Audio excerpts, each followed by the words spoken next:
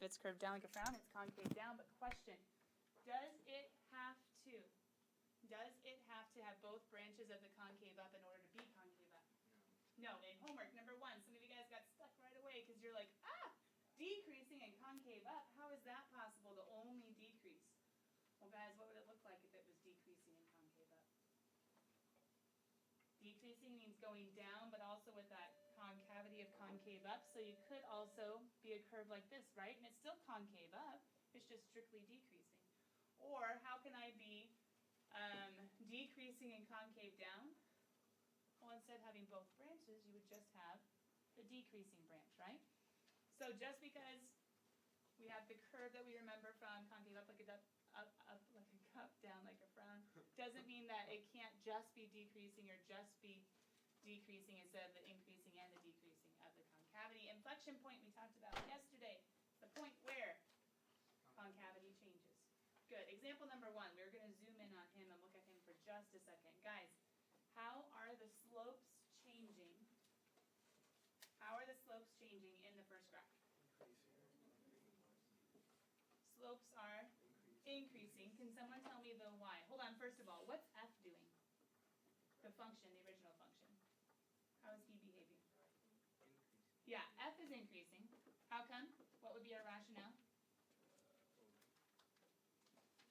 One y value is before or is higher than the previous y value, or the slopes are positive.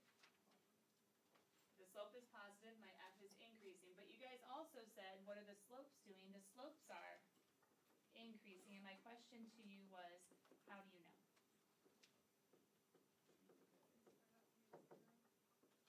Because it starts out near 0? How do you know, Catherine? Why is it near 0, the slopes? Almost horizontal. Horizontal has a slope of 0. So it starts off near 0, and then what does it do? Look at the slopes. The slopes are getting more and more positive. Now hold on. Steepness does not correspond to increasing. Or it does, but only part of the time. I'll show you why in just a second with a counter example. I'm not going to say it's getting more steep. I'm going to say it's getting more positive. Question. What is f doing in this graph? Or g. Sorry, it's g. G is increasing, the original function, because one y value is higher than the last. G is increasing. I can tell that because g prime is positive, right? All the g primes are positive, so it's pushing it up, but faster or slower than this one? Slower, which you can see by it curving slower, but that's a really bad way of saying it. Instead we say his slopes are, what are the slopes doing? Okay, they are less positive, so what would I say they're doing?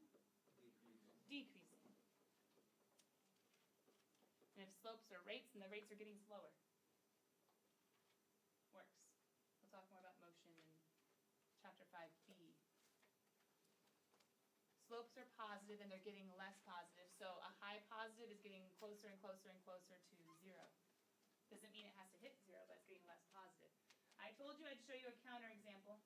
I actually wasn't intending to, but when I heard you guys say steep, I was like, oh, wait. Question. You can draw this if you choose to.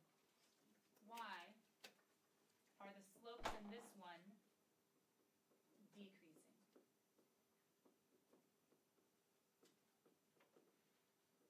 Why are the slopes decreasing?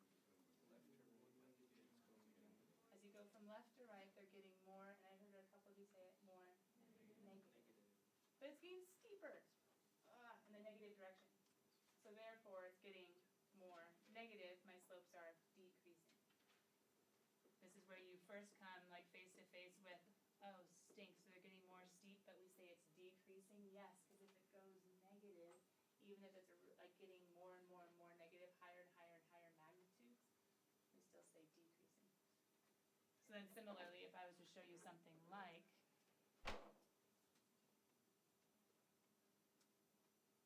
this one, what are my slopes doing in this one?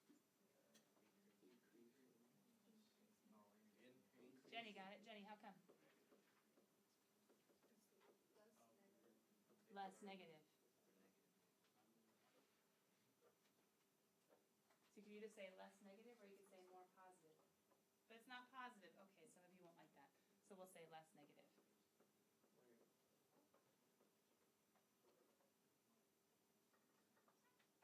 Really negative numbers, think of it like a number line. Really negative numbers going towards 0, you're increasing on the number line. So my slopes are getting less negative, my slopes are increasing. Now guys, look at these 4 pictures. Question. What's similar between the ones where my slopes are increasing? What's the one shared characteristic? I guess there could be a couple, but there's one key one that relates increasing slopes. This function's increasing, this one's decreasing. That's not good. But they're both concave up. Slopes increasing, concave up. Slopes increasing, concave up. Now they're increasing different ways, but they're still increasing. What's similar about the one where slopes are decreasing? Concave down. Concave down. And that leads us to what you guys already wrote, so let's kind of fill in some stuff. When my derivative graphically, how do you see a derivative on a graph of an original function again? Slopes. Where my slopes are increasing,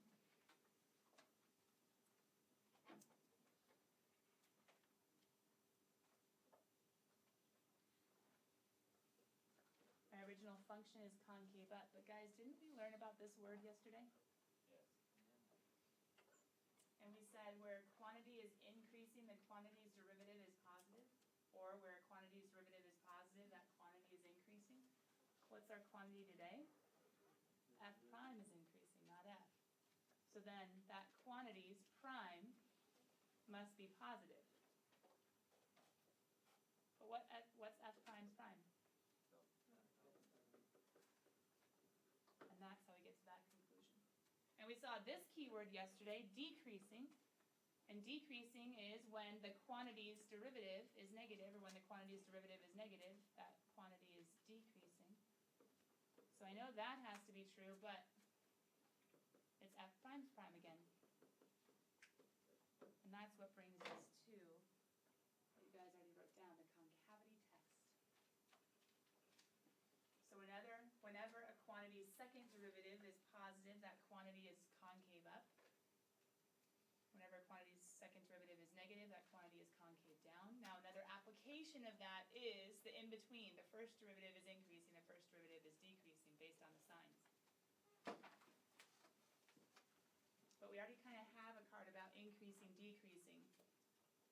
And when a quantity is increasing, decreasing, the quantity prime is positive, negative. So we're making a new card for, so then the original function is concave up when the second derivative is positive, concave down, second derivative is negative. If the second derivative equals 0, then F has a possible inflection point. If the second derivative equals 0. Because what they're saying in some, we can think mathematically. In some senses, when the second derivative is 0, it's like an in-between. So it could be an in-between of a concave up and a concave down, or it could be a different type of in-between. Guys, concavity test? Like increasing, decreasing, I know. Where do we go? Forever number 19? I know, it seems like we're adding a lot all at once, but it's because, remember, we're getting ready for word problems, and this analysis is our foundation. Well, knowing how to take derivatives is our foundation. And then, learning how to analyze behavior of graphs. There's a slight building on, then we'll try to apply it.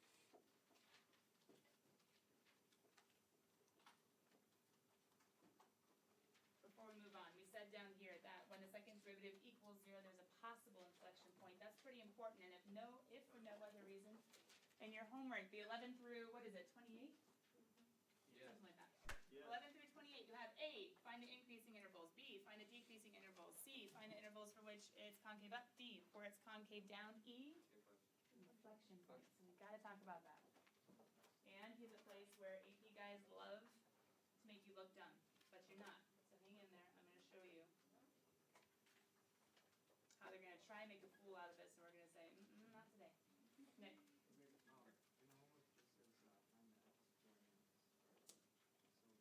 find the x coordinates of the. I think it says find the point. Does it say just the x coordinates? Oh, it's easy on you. I'm gonna talk about it as a point, but if you know the point, do you know the x? And if you know the x, can you find the point? Plugging into the original function. Okay, point at which concavity changes. That's pre-cal. That's algebra 2. Maybe even algebra 1. Did we talk about it? I don't know. Point at which concavity changes. Hold on. If concavity is changing, we just wrote a concavity test. If the concavity is changing, that means that the signs of f double prime must be changing too.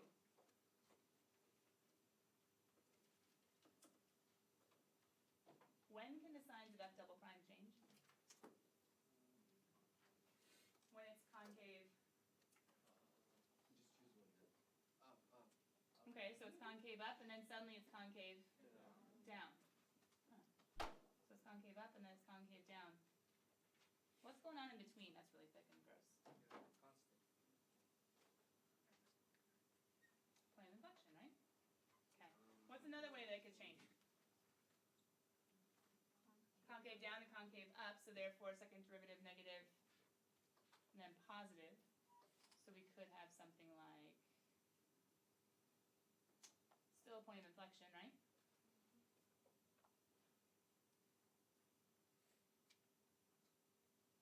I'm not going to show you the other one.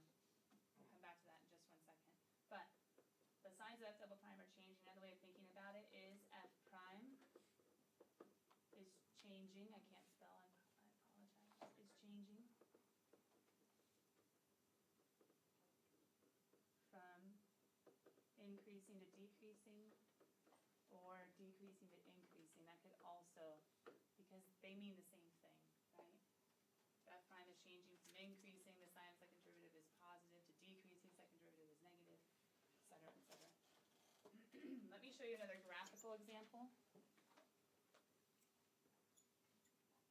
What's special, guys, about the slopes of these points?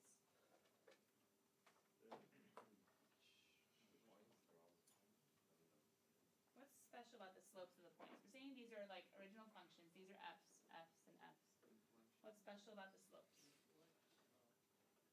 They are inflection points. That's special with the concavity. What's the slope of this one? It's a horizontal tangent line, so f prime is equal to 0. How about this one? So f prime does not exist. What did we call those points yesterday where the derivative does not exist or equals 0? Critical points. But the problem is, are critical points the only possible inflection points? What's this slope? I don't know, something positive. So it's possible that inflection points could happen at critical numbers, but critical numbers don't account for all the different types of inflection points. So then we can't just say, okay, let's use critical numbers, the f prime pitchfork. We have to say instead, well, the signs of f double prime are changing. If the signs of f double prime are changing, they either, IDT, the only way a continuous function can change signs is at a 0. So I need to find the zeros of that second derivative, or where the second derivative does not exist, or where the second derivative does not exist. Because continuous, if it's a continuous function, the 0 is the only place that it could, not that it has to, that it could change signs. And then the non-existent, well, that means that it's not continuous, all bets are off. I have to be careful at a non-existent second derivative as well. So, possible inflection points. Did anybody pick up on my abbreviation for possible inflection points? PIP. PIP. Not Pip and Miss Haversham, but instead, possible. Pip and Miss Haversham? Nobody? Do you guys not have to read that anymore? For your expectations? Never mind. Scarlet letter. I guess that one doesn't work anymore.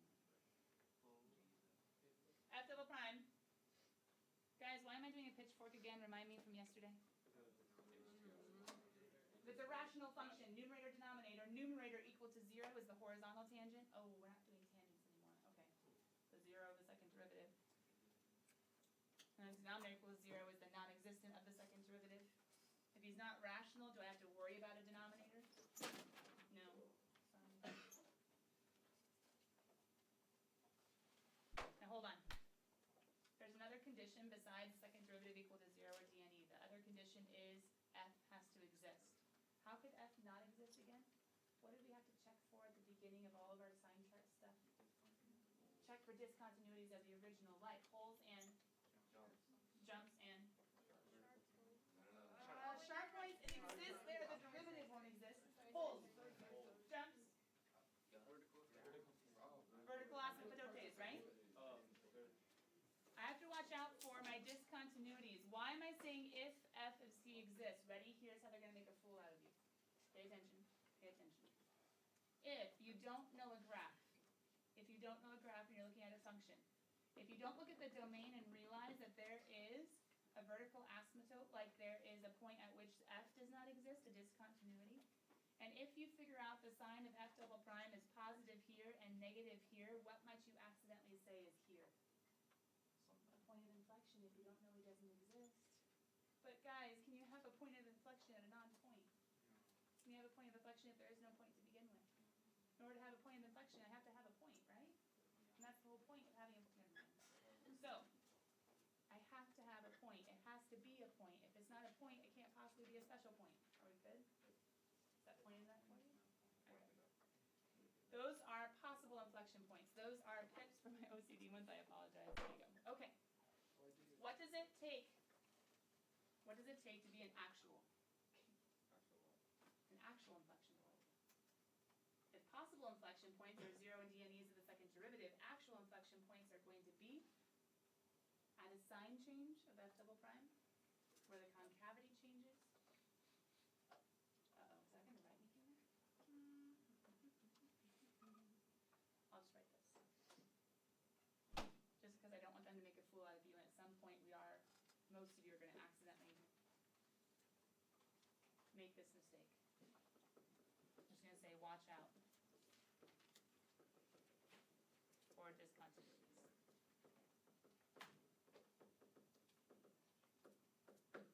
But the sign has to change. The concavity has to change to be an actual. So we start with the pips. Has to be a pip first, and then it has to actually be a point at which it changes. This, guys, is...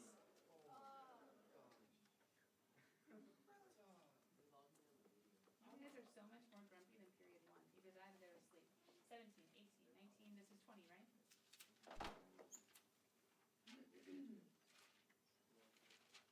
Okay, the good news is the next page is not a forever.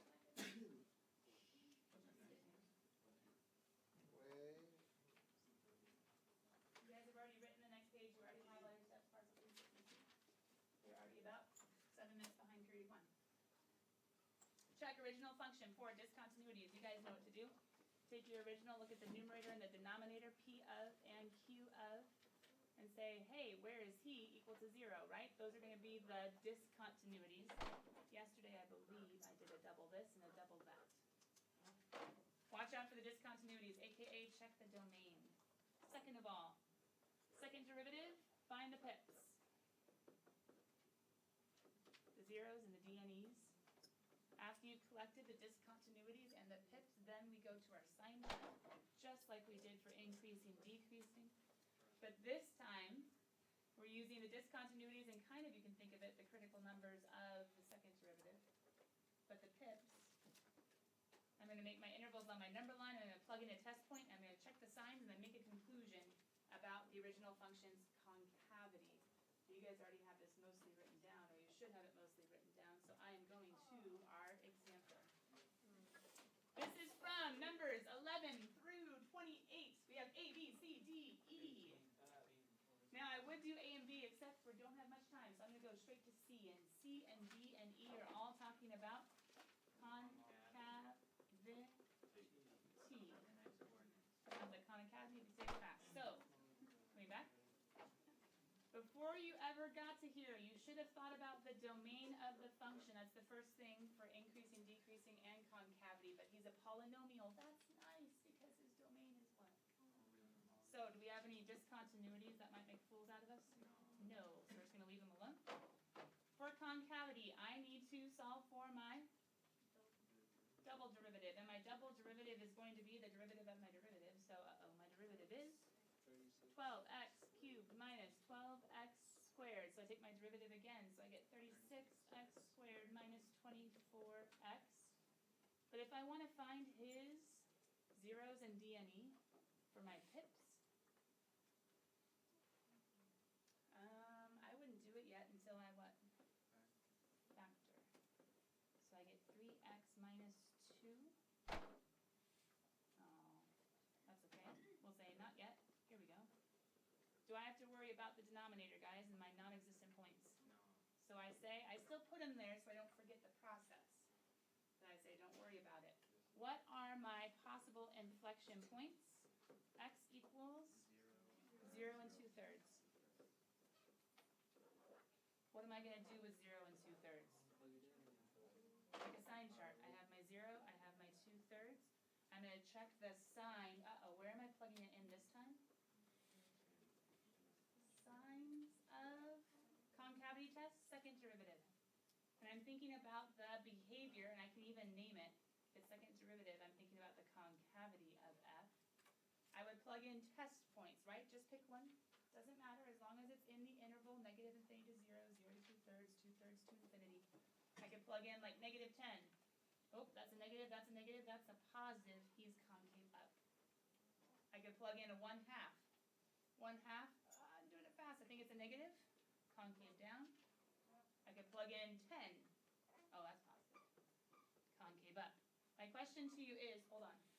For C and D, could you guys write down intervals from my sign chart?